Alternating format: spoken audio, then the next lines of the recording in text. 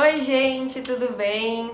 Eu tinha prometido pra vocês no último vídeo que eu ia gravar um vídeo com uma amiga minha de muito tempo já, e ela faz direito, então eu convidei ela pra vir aqui pra gente comparar um pouquinho os dois cursos. A gente sabe que bastante gente fica na dúvida na época do vestibular. Mesmo sendo cursos bastante diferentes, as pessoas acabam tendo dúvidas entre eles por serem áreas bem conhecidas. Então a gente vai contar um pouquinho da nossa experiência com o curso, e lembrando que é a nossa experiência, né? A gente sabe que cada um vive isso de um jeito, mas a gente vai falar a nossa opinião. Então a Duda vai começar se apresentando e depois a gente vai responder algumas perguntas.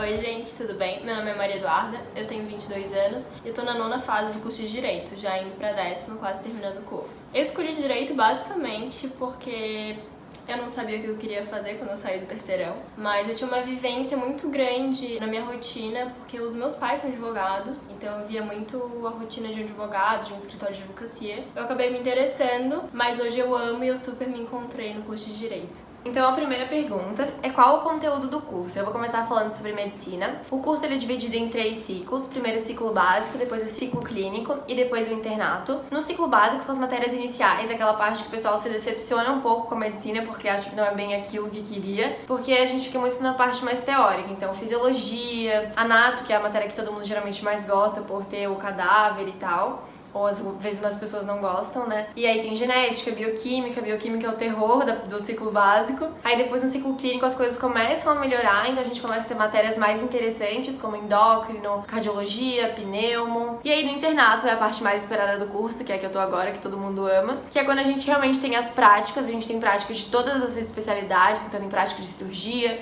tem prática de clínica médica, infectologia, cardio, pneumo, tem prática de tudo, e que é a parte mais legal do curso. Eu acho que todo início de curso tem esse problema de terem essas matérias um pouco mais chatinhas, teóricas, mas que no final acabam sendo super essenciais pra gente fazer as matérias mais avançadas. Então no curso de Direito como é que funciona? A gente entra com uma expectativa de que vai aprender Direito Constitucional, Direito Civil, e não, a gente tem as matérias de Teoria do Direito, Ciência Política, Economia e algumas outras. No início muita gente acaba desistindo do curso por causa disso, mas não deviam, porque a partir da terceira fase, segunda, terceira, já começa a ficar muito legal. E a gente começa a ter as disciplinas mais teóricas, que é o direito civil, processo civil, penal, processo penal, direito do trabalho e muitas outras.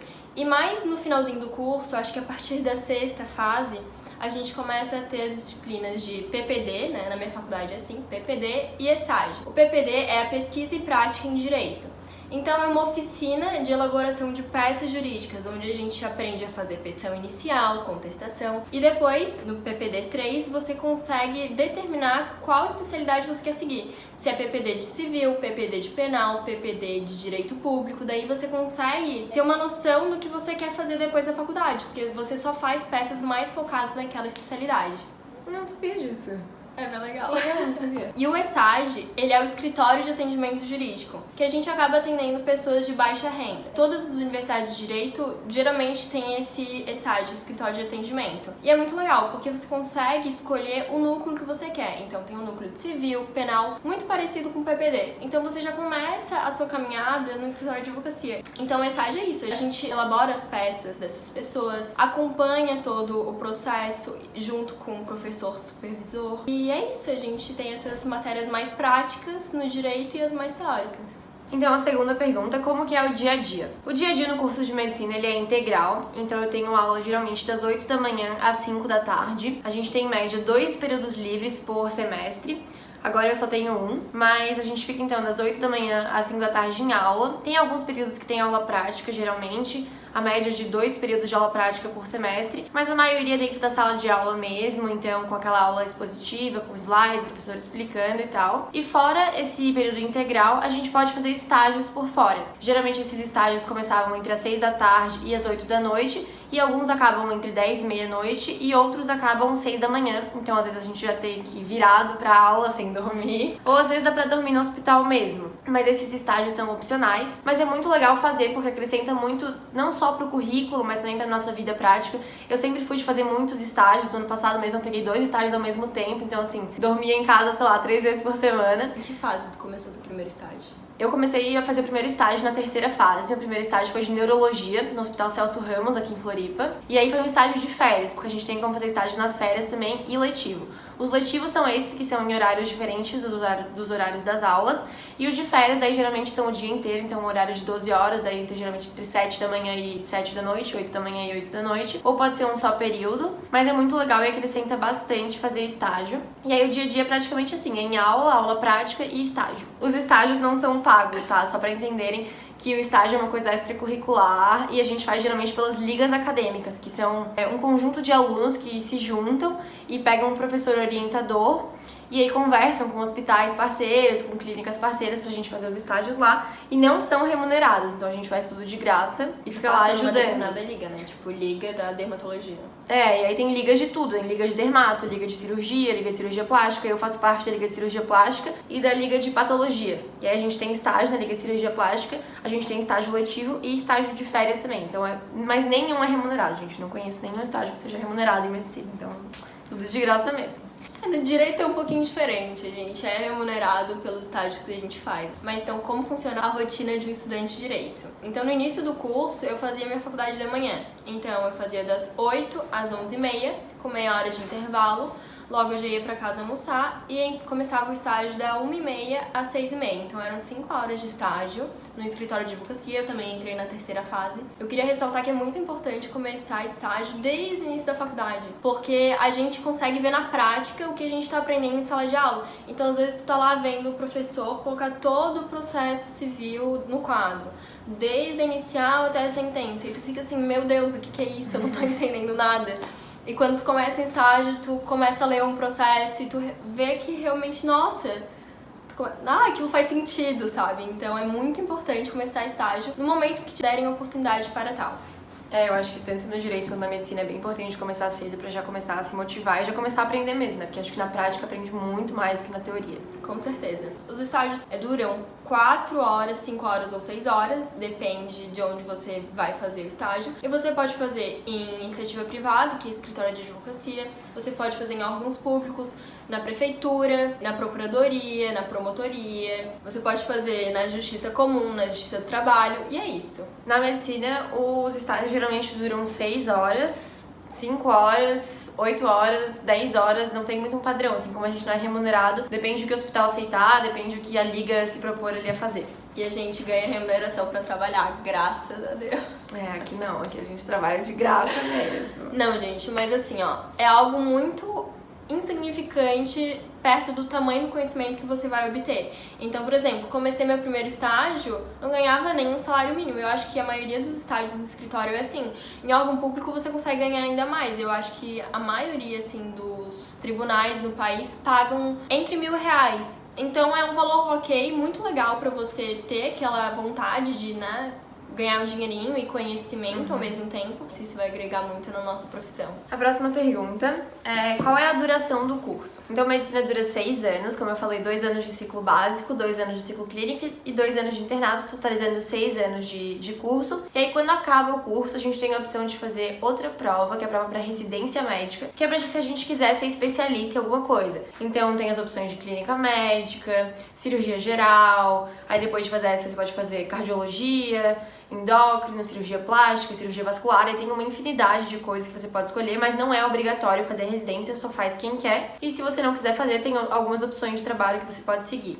Mas, a princípio, é isso. Então, quanto tempo dura uma faculdade de Direito? Depende de quantas matérias você fizer. Se fizer tudo certinho, vai durar 5 anos. E depois a gente não tem um período de residência, assim como na medicina, mas a gente tem a OAB, que é logo depois da faculdade, e também o TCC, né? Que todas as faculdades têm. A gente geralmente representa o projeto na 7ª fase, na 8ª entrega o primeiro capítulo e na 9ª apresenta o TCC. No caso, já entreguei o meu. Enfim, logo depois que você se forma, ainda na 9ª fase você consegue fazer a OAB. E se você passar, ela é válida. Se fizer antes, na verdade nem pode.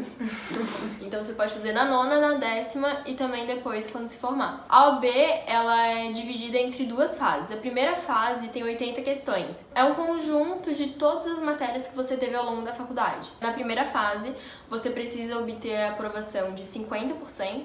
ou seja, 40 questões, para passar para a segunda fase. A segunda fase é a prova de conhecimentos específicos. E aí você escolhe uma área, né? Quando você faz inscrição lá no início, você tem que escolher entre civil, penal, direito do trabalho, e aí você faz a peça em relação a essa área que você escolheu. A próxima pergunta é quais as carreiras que podem ser seguidas. Então, como eu falei antes, a gente pode optar por fazer uma prova de residência médica para nos tornar especialistas em alguma coisa, então cardiologista, endocrinologista, cirurgião e etc. E aí, nesse sentido, a gente pode depois trabalhar pro governo, então pelo SUS, ou a gente pode montar nossa própria clínica, o nosso próprio consultório, e também pode optar por não fazer prova de residência médica e não ser especialista em nada, e pode trabalhar dando plantão em hospitais, que pode ser particular ou público.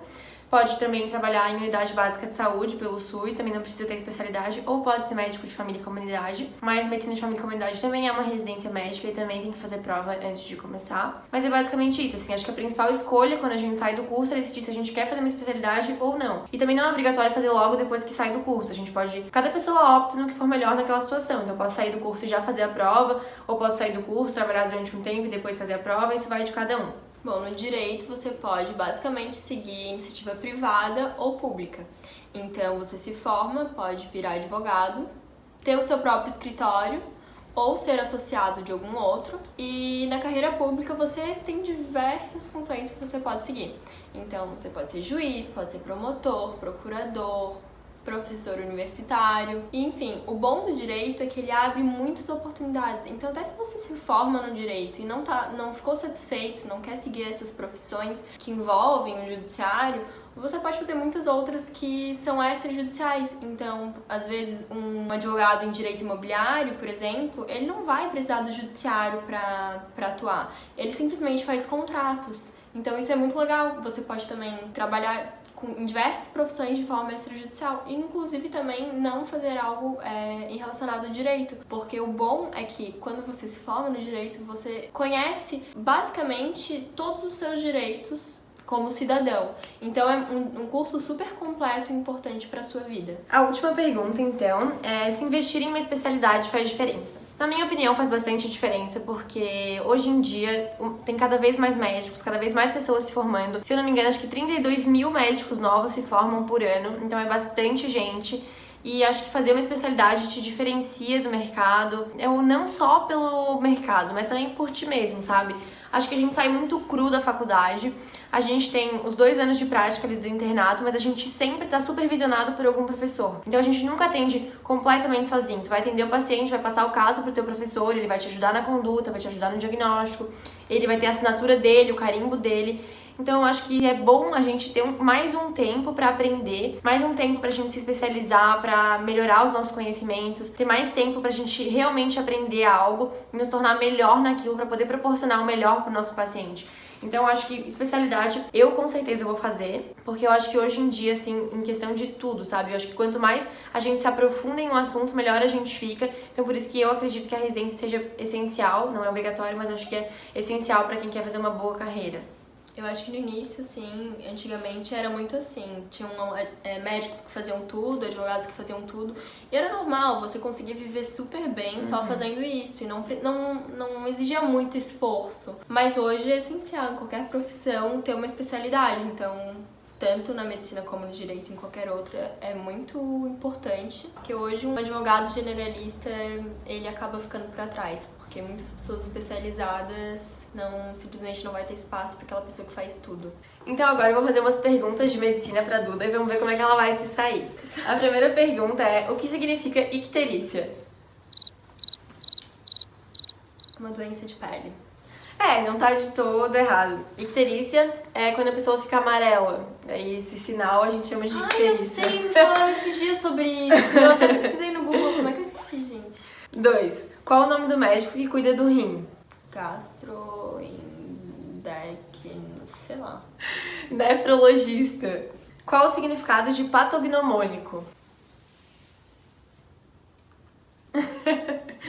Patognomônico é quando tem um sinal, um sintoma que é exclusivo daquela doença. Então a gente fala que é patognomônico de tal doença. O que é um espéculo? É um instrumento de cirurgia que tu usa pra abrir uma pessoa. Pode ser usado na cirurgia também, mas é usado principalmente para fazer exame ginecológico. Para fazer o famoso Papa Nicolau, a gente usa um espéculo. Qual é o nome dos ossos do antebraço? Onde é que é o antebraço? Antebraço, amiga. Começa com que letra? R e U. Rádio. Rádio. Ponto. Urânio. Una. Una? Rádio. Una. Una? Una. Agora eu vou fazer perguntas pra Mari relacionadas ao direito. Tô nervosa. O que é uma procuração? Uma procuração é quando tu dá um documento pra alguém poder assinar alguma coisa por ti. É isso aí. Basicamente isso. Ela utiliza de um instrumento de mandato para outorgar poderes inerentes a um ato jurídico ou algum interesse da Muitas parte. palavras difíceis. O que significa quando um processo sai da primeira instância e vai para a segunda instância? Que ele foi aprovado na primeira instância. Não. Ai, eu sei. Tá, não é isso. Então, basicamente, um processo, se ele é aprovado, né, se ele é deferido, julgado procedente, ele termina na primeira instância, que nada mais é do que uma vara comum. E quando ele vai para a segunda instância, quer dizer que ele foi reprovado, que o juiz falou, não, você não tem direito a isso. Então ele vai para uma instância superior, que é um tribunal com os desembargadores que vão julgar aquilo de uma outra forma. Entendi. Qual a diferença entre furto e roubo? Furto é quando a pessoa que tá acontecendo aquilo com ela não viu, ela não sabe e não tem violência. E roubo é quando tem violência, a pessoa tá vendo que tá sendo roubada ou sei lá, alguma violência. É isso aí. 2 pontos pra mim, hein? Deixa eu te perguntar, o que é isso? E pra que serve? É a Constituição que tá escrito ali. Pra que serve, amiga? Serve pra ter as leis do Brasil. As leis do Brasil. É isso aí. Uma Constituição serve para organizar as leis de um Estado. Então aqui tá escrito basicamente os direitos e deveres de um cidadão, os direitos e deveres de um ente público, seja União, Estado, Município. E aqui estão todas as leis que um determinado Estado deve seguir. Então é isso. Arrasei. Vamos para a última pergunta. Quais são os maiores processos judiciais envolvendo médicos? Pelo que a gente ouve na faculdade, é de cirurgia plástica e de gineco, que são as 2 especialidades que eu penso. É isso aí, gente. Geralmente, erro médico é realmente realizado por cirurgias, né? Às vezes as pessoas não se sentem satisfeitas com o resultado da cirurgia e processam o médico. E também na ginecologia, quando um neném não vem à vida, geralmente por algum, às vezes, problema natural, né, de genética, enfim, de malformação, ou erro do médico no procedimento de parto, são uma das maiores causas de processos judiciais por erro médico. Eu arrasei, eu errei só uma.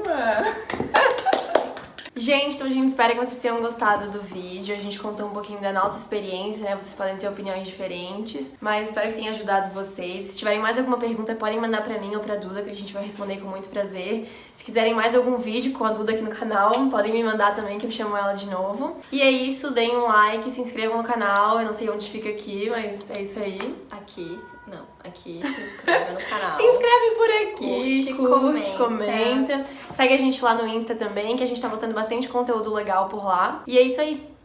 Beijo. Gente, queria primeiro agradecer a Mari por ter me convidado para fazer esse vídeo, agradecer a vocês, né, por estarem aí assistindo. E quem assistiu até o final, obrigada. E dizer que eu gostei muito de participar, acho isso muito legal. E a Mari já devia ter feito antes, porque ela leva muito jeito pra isso. E ela que me incentivou a criar o canal, gente. Então, se hoje vocês estão vendo esse vídeo e viram outro por causa da Duda, porque ela que foi a pessoa que mais me incentivou a criar isso aqui. Por isso que ela é a primeira convidada do canal. É, gente. Então é isso. Um beijão. Beijo.